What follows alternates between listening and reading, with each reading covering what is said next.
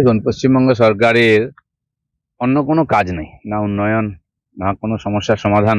রাস্তায় বসে আছেন চাকরি প্রার্থীরা, চাকরি হারারা হাহাকার করছেন, তাদের সঙ্গে কথা বলার সময় নেই, তার সমস্যার সমাধানের সময় নেই। স্কুলগুলো উঠে যাবে কিনা এই আগামী বছর তার কোনো চিন্তা নেই।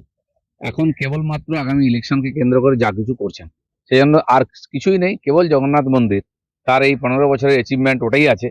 তো ওটাকে তুলে ধরার চেষ্টা, প্রসাদ বিতরণ থেকে আরম্ভ করে যা কিছু পুরো প্রশাসনকে লাগিয়ে দিয়েছেন। জগন্নাথদেব তার জায়গায় আছেন, ঠিক আছে, আপনারা মন্দির করেছেন, ভালোই তো।